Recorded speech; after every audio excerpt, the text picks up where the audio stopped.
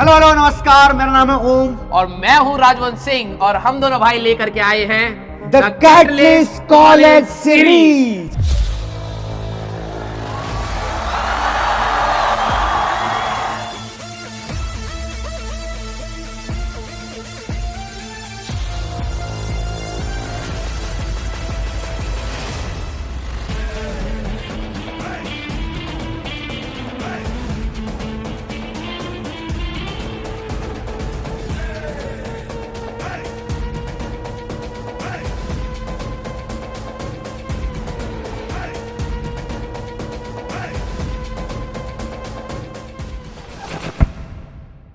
तो सर, आज हम बात करने वाले हैं एक ऐसे इंस्टीट्यूट के बारे में जिसने भारत को भारत बनाया है, जिसने रिसर्च के मामले में एक अलग ही लेवल का कीर्तिमान स्थापित कर रखा है। जितनी भी गवर्नमेंट्स रही हैं, उन सारी इंडियन गवर्नमेंट्स में अगर कोई साइंस की तरफ से एडवाइजरी कमेटी में रहा होगा तो वो निश्चित रूप से यहां का प्रोफेसर जरूर रहा होगा। तो आज हम बात करने वाले हैं IISc बैंगलोर के बारे में, और इसका फुल फॉर्म है Indian institute of science Bangalore.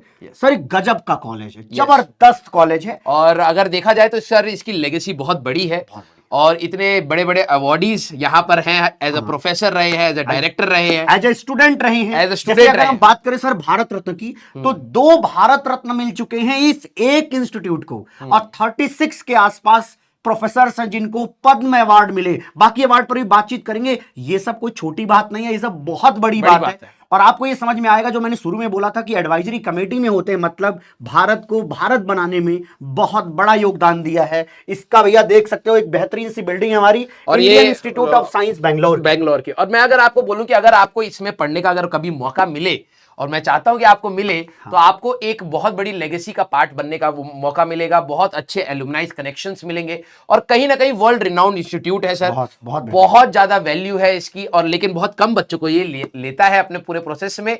और अगर मैं बोलूं तो यहाँ पर हमारे पास सर 2 ही चीजें हैं जो करवाई जा रही हैं, एक साइंसेस के लिए और एक हमारे पास मैथ्स एंड कंप्यूटिंग के लिए। मतलब 2 है प्योर साइंस के लिए, वही फिजिक्स केमिस्ट्री मैथ बायो एकदम प्योर साइंस वाला है। और साथ ही साथ हमें बीटेक शुरू करा है, अभी नया है, 3-4 साल पुराना ही है, लेकिन तो मैथमेटिक्स एंड कंप्यूटिंग लेकिन जबरदस्त है भाई। चलिए अभी बातचीत करते हैं आगे सर। इससे पहले एक अपडेट है बेटा, हमारी जो कैटलिस्ट किताब है फिजिक्स और केमिस्ट्री की, वो मार्केट में है ही आप लोगों के लिए।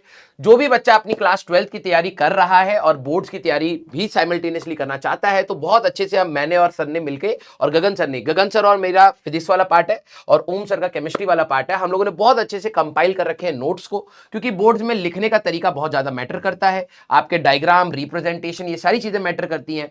पीवाईक्यूज मैटर करती है। यस सर, पीवाईक्यूज को मैं मेनली कहना चाहूंगा कि अक्सर बच्चे पीवाईक्यूज को खरीदते ही हैं। जितने पैसे में आप पीवाईक्यूज खरीदोगे, उतने में आपके घर ये कंबाइंड रूप से आपको मिल जाएगी, जिसमें थियरी भी है, एनसीईआरटी पढ़ने की फिर जरूरत नहीं पड़ती।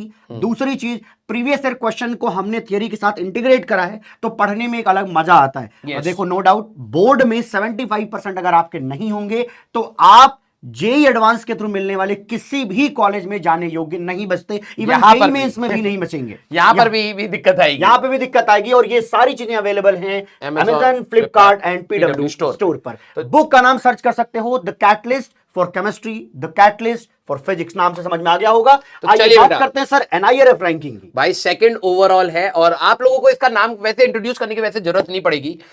मेजॉरिटी बच्चों को इसके बारे में पता है, लेकिन हाँ, जो चीज नहीं पता है कि वो प्रोसेस क्या है, कैसे एडमिशन है, फीस क्या है, उसके बारे में बात करते हैं। बहुत सारे बच्चे ना सर नए भी होते हैं, जैसे क्लास, ये हमारी वीडियोस को क्लास 11th वाले बच्चे भी देखते हैं, 10th वाले बच्चों के भी कमेंट आते हैं, तो उन बच्चों को नहीं पता होता। उन बच्चों को एक क्लियर सही मैसेज जाना चाहिए किसी इंस्टीट्यूट के बारे में कि कैसा है। तो यहां पर आप देखेंगे, आपको दिखेगा फर्स्ट पोजीशन है इसमें भैया। रिसर्च की अगर बात करें तो रिसर्च कैटेगरी में, तो रिसर्च के मामले में इसका कोई तोड़ इंडिया में नहीं है। ठीक है जी, इवन आईआईटीज इसके सामने नहीं, क्योंकि इनका ना स्पेशली आप समझो कि इन्होंने डिजाइन ही इंस्टीट्यूट को खुद इसलिए किया है कि रिसर्च एक अच्छे लेवल तक जा सके। ठीक है जी, आइए अगला बात कर लेते हैं। 1909 बाय टाटास, 1909 बाय टाटास, वही कह रहे हो, बहुत पुराना इंस्टीट्यूट है भाई। देखो, एक तरफ ये भी होता है बच्चों में, नए कॉलेज पे और भले ही बड़ा वो इंस्टीट्यूट हो, लेकिन जब नया होता है ना, तो वो ट्रस्ट फैक्टर नहीं बनता है। नहीं बनता। लेकिन 100 साल के प्लस की लेगेसी, सर इसको इस्टेब्लिश करने वाले हाँ। ट्रस्ट का दूसरा नाम टाटा जी है। हाँ। और उन्होंने इस्टेब्लिश करवाया है भैया। तो जमशेद जी टाटा, जितने शायद आप जानते ही होंगे, बिल्कुल जानते हैं, कितना ज्यादा एक समझ लो महत्वपूर्ण काम करे हैं इंडिया को स्टैब्लिश करने में। yes. तो यहाँ इंस्टीट्यूट को स्टैब्लिश करने में, क्योंकि भैया पैसा उनके पास था ऑब्वियसली, और एजुकेशन के बिना हाँ, कोई भी देश नहीं बढ़ता सर, नहीं बढ़ता। और उन्होंने उसके लिए बहुत काम किया, अच्छा बहुत इन्वेस्टमेंट काम किया, और आज देखो कि हम लोगों का देश बहुत हाँ। प्राउड फील करता है इस कॉलेज के बारे में। चलिए एलुमनाई की बात करते हैं। 2 लोगों को भारत रत्न मिल चुका है। इसमें से एक तो भैया हमारे फिजिसिस्ट हैं शानदार, जिनका नाम है CV Raman. CV Raman, Raman effect. Raman effect scattering of light से रिलेटेड उन्होंने रिसर्च किया था, उस पर उनको मिला था, क्या मिला था भैया? नोबेल पुरस्कार मिला था। और उन्हीं को भारत रत्न दिया गया है। और दूसरे जो हैं वो, उनका नाम है CN राव। वो जो CNR राव साहब हैं, वो जो हमारे मनमोहन सिंह जी की सरकार थी उसमें एडवाइजरी कमेटी में थे, और बहुत अच्छा काम करा है उन्होंने, इसलिए उनको दिया गया है भारत रत्न। सतीश धवन, बड़ी बात। सतीश धवन सर भी, सतीश धवन जी को सर ये मिला था, पद्म अवार्डीज थे वो, यहाँ के प्रोफेसर रह चुके हैं। हाँ, पद्म भूषण, पद्म विभूषण और पद्मश्री 3 पार्ट्स होते हैं इसमें जो पद्म अवार्डीज हैं। तो इसमें सतीश धवन जी आते हैं। सतीश धवन जी का नाम बहुत बड़ा है, आप समझो वो इसरो से भी लिंक्ड हैं। और जो हमारे कलाम साहब हैं, कलाम साहब के साथ इनकी एक इंटरेस्टिंग स्टोरी सी है कि उसमें ऐसा होता कि सर जैसे होता ना कि एक रियल लीडर कैसा होता है, वो वहां पे कलाम जी ने बताया कि कैसे उन्होंने सतीश धवन जी के साथ किया था। और इसरो में उनका बहुत बड़ा कंट्रीब्यूशन है, ये तो अरे मेरे ख्याल बच्चों को पता भी होगा। धवन जी वाली बात एक बार बताता हूँ क्या था। कुछ ऐसा था कि एक कोई प्रोजेक्ट था, जिस प्रोजेक्ट में उनको क्या करना था, लीड करना था किसको? कलाम जी को। उनके साथ काम करते थे, उन्हीं के नीचे ही काम करते थे सतीश धवन जी। जब वो प्रोजेक्ट फेल होता है तो सतीश धवन जी क्रेडिट ले लिया था। सतीश धवन जी कहते हैं कि मैं जाता हूं भाई, बोलूंगा मीडिया में। तो कलाम जी कहते नहीं नहीं नहीं, आज तो मैं जाऊंगा। तो वो गए और उन्होंने बोला कि ये जो आज फेलियर हुआ है इसके लिए मैं रिस्पॉन्सिबिलिटी लेता हूं। लेकिन जब वही सक्सेस हुआ तो उन्होंने सतीश धवन जी को बोला कि आप जाइए, आप प्रेजेंट करिए। तो कलाम सर की भी बहुत बड़ी वो है, बहुत बड़ी, वही कर रहा हूं, ट्रू लीडर कैसा होता है वो बात यहाँ पे देखने को मिलती है।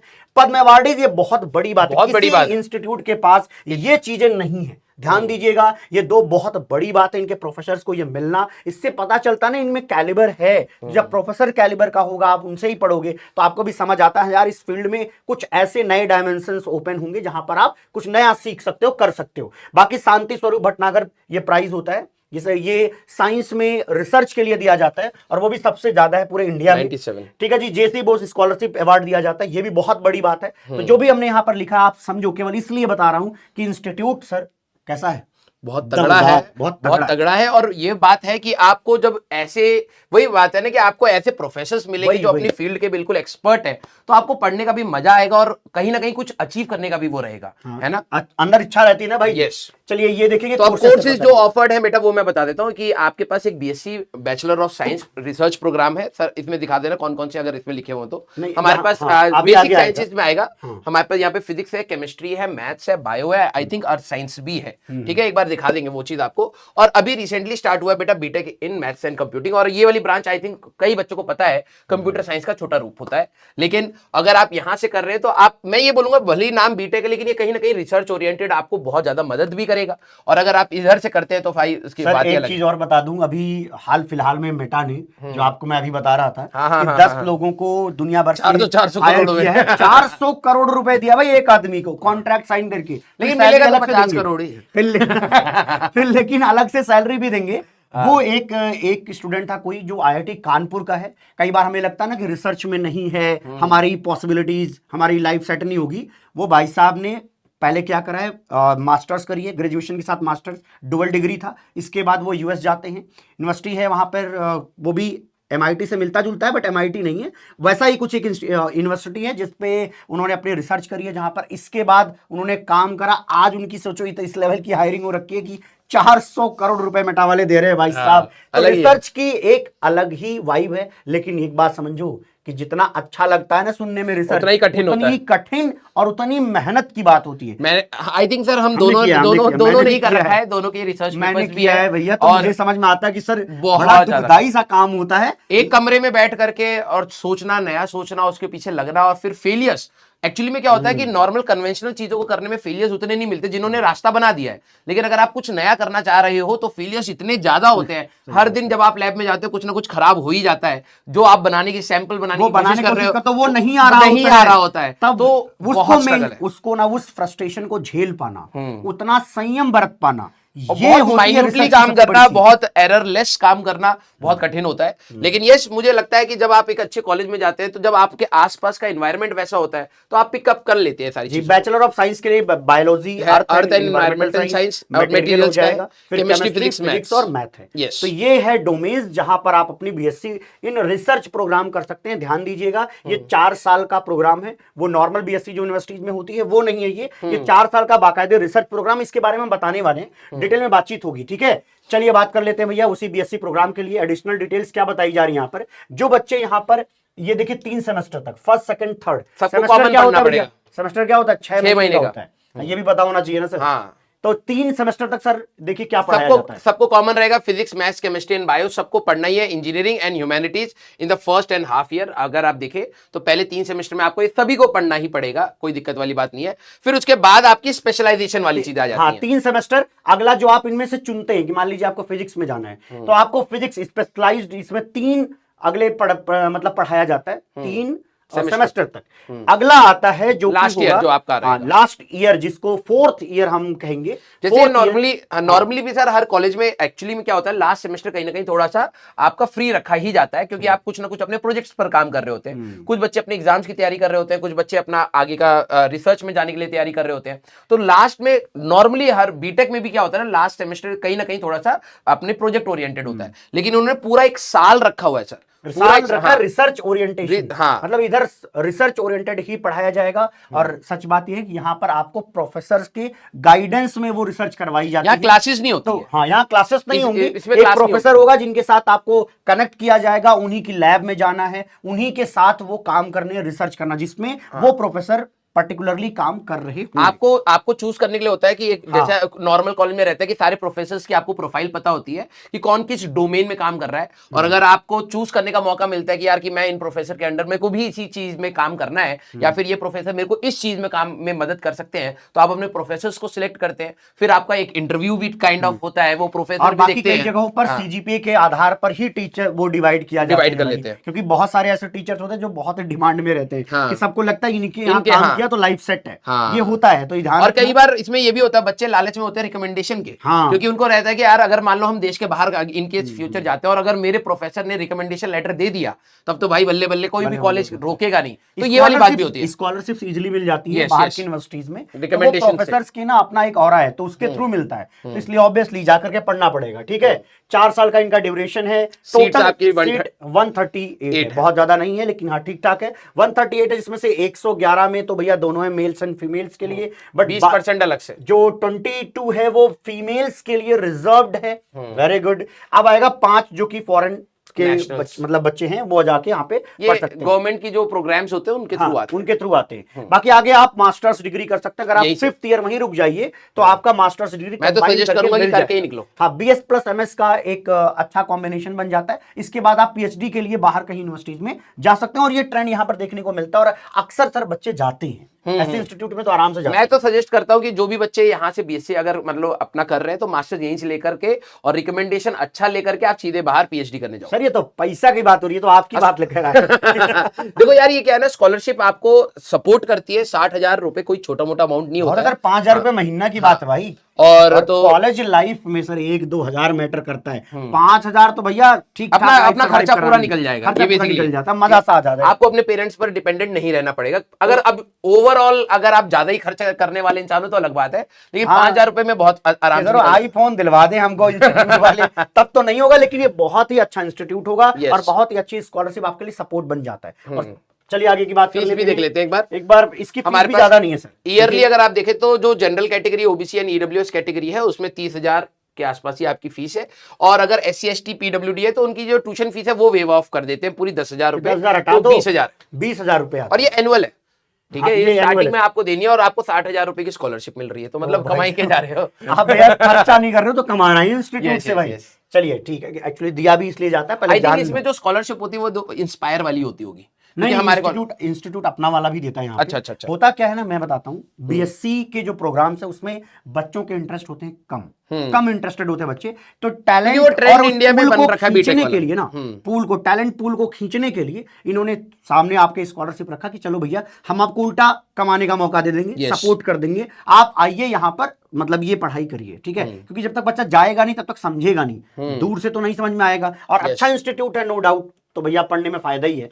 चलिए, सिलेक्शन का प्रोसेस आप आईआईटी के थ्रू जा सकते हैं, जेईई मेंस, जेईई एडवांस और नीट यूजी के थ्रू जा सकते हैं। SCR का जो अपना एप्टीट्यूड टेस्ट होता है उसके थ्रू, ये है आइजर एप्टीट्यूड टेस्ट, ठीक है जी। ये टेस्ट, ये मत कहना कि सर ये तो टेस्ट हो चुका है, हाँ भाई ये पहले ही वीडियो, हो चुके हैं। ये वीडियो देखो भाई, हम लोग लॉन्ग टर्म के हिसाब से सोच करके आराम आराम से बना रहे हैं। ये प्रेजेंट जो बैच वाले स्टूडेंट्स हैं उनके लिए भी है, और ऑनगोइंग जो आगे आने वाले बैचेस हैं उनको भी आइडिया रहे कि भाई ये एग्जाम है, ये एग्जाम है, ये एग्जाम, और नीट के थ्रू भी है। तो ये हर बच्चे को कैटर करने के लिए है कि भाई आपको पूरा डिटेल पता लग जाए। जरूरी नहीं अब आपने भरा होगा तो आप इसके थ्रू भी जा सकते हैं, नहीं भरा होगा तो जेईई मेंस और जेईई एडवांस के थ्रू भी है। इनमें से कुछ तो भरा होगा, हाँ, लेकिन हाँ भैया अच्छी रैंक चाहिए, अभी दिखाता हूँ रैंक, तब पता चलेगा। बस चाहिए होता है, रैंक में अभी भाग जाएंगे सबके सब। हाँ। ये 12th स्टैंडर्ड पास होना जरूरी है, पीसीएम होना चाहिए, ठीक है। इन सारे एग्जाम्स में वही जो अभी हम लोगों ने बताया, नेशनल टेस्ट आपने अगर ओलंपियाड वाला भी दे रखा है उससे भी हो जाता है। ये चीज तो हाँ इन्होंने शायद बंद कर दिया है, नहीं अभी शायद ये खोला भी है इन्होंने, ठीक है। तो मेंस एडवांस आप ये समझिए कि आपके अब हमारे जो जिन बच्चों को हम लोग बताना चाह रहे हैं वो मेंस एडवांस और नीट वाले ही हैं, तो आपके लिए तो फॉर श्योर है ही। हाँ, इतनों के लिए हम मैं प्राइमरली बताना चाह रहे हैं, तो भैया ये इन्फॉर्मेशन आप तक सही जानी चाहिए, ठीक है जी। चलिए आगे की बात यही है, 60% भैया लाना किसके लिए, बीएससी प्रोग्राम के लिए है, बीटेक वाले के लिए 75 ही है। हाँ वो सेम रहेगा, उसके लिए बदलाव कुछ नहीं होगा, इसीलिए कहते हैं बोर्ड्स पे ध्यान देना। इसीलिए तो कहते हैं भैया the catalyst for chemistry, the catalyst for physics, और बायो और मैथ आने वाली है, बायो और मैथ आ जाएगी, वो भी काम आपको आ जाएगी। चलिए अब कट ऑफ देखो, अब क्या होता है ना, लालच आ जाता है बच्चों को, अब तक लालच आओ भाई, पैसे भी मिल रहे हैं, ब्रांच भी अच्छी, कॉलेज भी वाइजर रो लेवल, आजा अब जरा अब तू ये देख ले कि भाई आईआईटी जो एग्जाम होता है उसमें अगर आपकी जनरल में 38 रैंक है तब आप यहाँ पर आएंगे, फीमेल में 94 है, ईडब्ल्यूएस 13, ये आप देख सकते हैं, फीमेल आप यहाँ पे देख सकते हैं, हम किनारे हो जाएंगे, कश्मीरी माइग्रेंट्स के लिए भी है। हाँ, कश्मीरी माइग्रेंट्स के लिए आपको दिखाई देगा, तो आपको कुल मिला के समझ में आ रहा है आईआईटी में अच्छा खासा रैंक होना चाहिए। चलिए अगली बात करते हैं भैया, अगली बातचीत है 2024 के हिसाब से सर देखोगे आप नीट के लिए। तो नीट के लिए जनरल में इन्होंने लिखा 600, फीमेल के लिए भैया 1200, ईडब्ल्यूएस का करीब 8,000 तक जा रहा है। अगर आप देखें SC/ST में, अगर आप देखें 20-22 हजार के आसपास, मतलब आप इसको भी देख लेना भैया अपने हिसाब से। आगे बढ़ जाते हैं, ये हमारा जेईई एडवांस कैटेगरी में सर 1000 रैंक के आसपास आप इनको मान के चलो, 1000 रैंक के आसपास लाना पड़ेगा जेईई एडवांस में, तब जाकर आप एडमिशन लेंगे। वो एक बच्चा था ना हमारे यहाँ जिसका जो पीसीएमबी से था, जिसने नीट भी अच्छे से क्वालिफाई करा है, जेईई भी क्वालिफाई करा है, तो वो यहाँ पे जा भी रहा है, जेईई एडवांस में जा रहा है, ध्यान रखिए। अरे मतलब यहाँ पे आईआईसी बेंगलोर में जा रहा है, तो ये हमने देख लिया भैया इनके लिए। चलिए अगली बातचीत, ये है जेईई मेंस के लिए कट ऑफ, तो यहाँ पर 900 रैंक तक आप यहाँ पे जा सकते हो। बाकी कैटेगरी वाइज आप एक बार इनको देख लीजिए। मतलब आपको ये ओवरऑल ये आइडिया मिल रहा होगा कि भाई रैंक अच्छी चाहिए। ऐसा नहीं है कि भाई कि मेरा जेईई मेंस सर अच्छा नहीं गया है तो मैं कहीं आईआईसी बेंगलोर चला जाऊं। बेटा लपड़ मार के भगा देंगे तेरे को, वो गेट से बाहर, तुरंत गेट से बाहर, वहीं पे रैंक देखते हैं वो। BTech in mathematics and computing की बात, इसमें आप 75% आपको चाहिए होगा, ठीक है, ये इंपॉर्टेंट है आपके लिए। 75% होना यहाँ पर आपके लिए जरूरी है, ये आपके काम की बात है। बाकी 65 चाहिए बाकी कैटेगरी के जो बच्चे हैं उनके लिए, और ये आपका टॉप 20% है, मतलब एलिजिबिलिटी क्राइटेरिया कमोवेश वही है जैसा हम लोग नॉर्मली बताते हैं। चलिए अगली बातचीत कट ऑफ के बारे में बात कर लेते हैं। ये कट ऑफ कौन सा है, ध्यान रखना, BTech in mathematics and computing के लिए। बीएससी का अलग है बेटा, और इसकी फीस अलग है, अभी आपको वो भी बता देंगे, ठीक है। बीटेक वाली फीस अलग है, सही बताना जरूरी है सर। ये देखिए सर कितना है, ये भी करीब 900 रैंक, तो 900 रैंक तो यार नीट या जेईई दोनों में चाहिए आपको, देखा हाँ, तो 900 रैंक के आसपास, 1000 रैंक के अंदर मामला है जेईई जो जनरल वाले बच्चे। बाकी कैटेगरी वाइज आप तुम ये समझ सकते हो कि टॉप 1000 स्टूडेंट्स भले वो मेडिकल साइड से हो या फिर इंजीनियरिंग साइड के बच्चे अगर यहाँ पर आ रहे हैं तो क्या क्राउड है। मतलब साइंस समझने वाले जो बच्चे हैं उनमें सिर्फ 1000 बच्चों की रेंज का वो उठाते हैं, उससे बाहर नहीं। उसमें भी कितने 138 बच्चे, बस वो 138 बच्चे उसमें बीएससी वाले कोर्स में। यस, चलिए अगली बात कर लेते हैं। ये सर देखिए यहाँ पर 3 लाख रुपए फर्स्ट ये ईयर फर्स्ट ईयर की फीस होने वाली है, general, OBC, OBC and EWS EWS। Category. एक बार एससी एसटी का बता दीजिए। उसमें आपकी जो ट्यूशन फीस है सर वो हट जाएगी 2 लाख और फिर 1 लाख बचेगी। अब देखो ये अब आपको लगेगी थोड़ी सी महंगी, लेकिन मैं बता रहा हूँ वर्थ इट होगी, वर्थ इट होगी। और देखो हम लोग नॉर्मली भी जो आसपास, अगर आपके घर के आसपास प्राइवेट कॉलेजेस है ना, वहां पर भी इतनी इससे ज्यादा की फीस हो जाएगी आपकी। और दूसरी बात यह है, देखो जब आपके पास कॉलेज अच्छा होता है ना, जहां से आपका फ्यूचर कहीं ना कहीं सिक्योर हो सकता है, अगर आपने तब भी ईमानदारी से मेहनत करी तो आप लोन ले सकते हैं। सही बात। ये हमेशा हम लोग अपने स्टूडेंट को कहते हैं आप लोन ले हमने सकते भी हैं। इसी तरीके से लेके पढ़ा, हम दोनों ने ऐसे ही पढ़ा है, तो Yes। हमें लगता है आप भी लेके पढ़ सकते हो, कोई दिक्कत एक नहीं। रेस्पॉन्सिबिलिटी भी रहेगी और आपको पता है कि यहाँ से आप इसको बहुत आसानी से वो कर बाकी अंतिम में बस ये तो हर facilities चीज के रहती बारे है। में तो भाई क्या ही इसका तो बताऊं। कोई इसका तो लैब्स इसका का तो कोई मतलब मेरे को लगता है कि तोड़ सर ही नहीं, आईटी कोई भी तोड़ टच नहीं। नहीं कर सकते। हाँ, ठीक next है, free level है। लैब्स का तो, और जो भाई पता है इतने महंगे इंस्ट्रूमेंट्स होते हैं ना। अरे सर एक होता है एनएमआर, हम लोगों ने काम हाँ, किया आईआईटी दिल्ली में, स्पेक्ट्रोस्कोपी वाला। आईआईटी दिल्ली में तीन एनएमआर है। तुम ऐसे समझो वो कि स्पेक्ट्रोस्कोपी वाला कई होगा। इंस्टीट्यूट देश भर में, हाँ सर देश भर में ऐसे इंस्टीट्यूट है वो जिनके सैंपल पास बेचते हैं। एक नहीं है एनएमआर, आसपास एक नहीं है। मैं आईआईटीज की भी बात कर रहा हूँ इसमें, लेकिन आईआईटी दिल्ली के पास 3 है, और एक हमें ट्रेनिंग दी गई थी और हमसे कैसे कहा गया था डराते हैं, डरा देते एकदम यार। एक्सआरडी करवाने गया था मैं, एक्सरे एक्सरे डिफ्रैक्शन करके क्रिस्टल हाँ का जानता आता हूँ है। जानता हूँ। तो एक्सआरडी कराने में भाई वो एक तो बिल्कुल चिल्ड होता है, जूते वूते कुछ नहीं पहन सकते और वो बिल्कुल साफ सुथरा सा रखते हैं, वो बहुत महंगा होता है। तो घुसते कहते हैं भाई ये 3 करोड़ 5 करोड़ की पहले ही मशीन है। सीधा बोलते हैं, भाई हमें बोल रहा है 3 करोड़ की है, इसको छूना मत। मैं कहा, भाई बिना छुए कैसे सैंपल करेंगे भाई इसमें,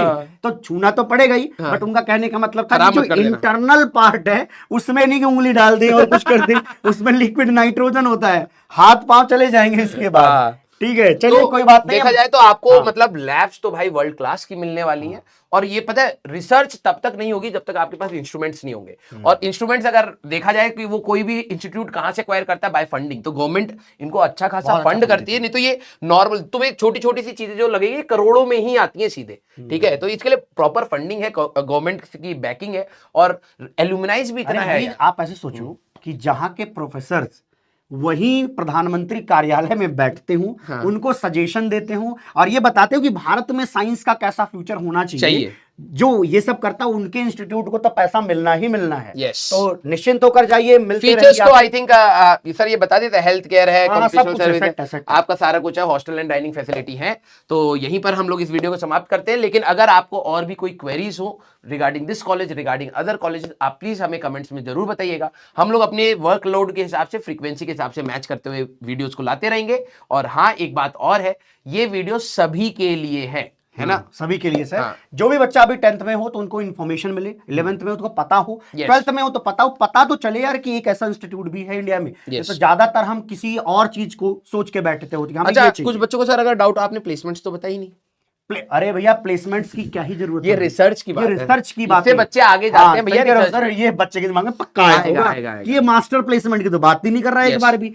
सर यहाँ पर जो ये बीटेक का इन्होंने शुरू करा, अभी ये नया है, इसके प्लेसमेंट के जब डेटा आपके सामने आएंगे मैं निश्चित रूप से बता दूंगा। लेकिन ये इंस्टीट्यूट प्योरली रिसर्च के लिए बनाया गया है, रिसर्च ओरिएंटेड ही सारा कार्यक्रम यहाँ पे देखने को आपको मिलेगा। आप ऐसे समझ लीजिए, इंडिया में अगर कहीं बेहतरीन काम रिसर्च का होगा तो यहाँ का स्टूडेंट पक्का वहां दिखाई देगा। बाकी मुलाकात होती रहेगी अगली वीडियोज में। Bye bye, take care, love you all.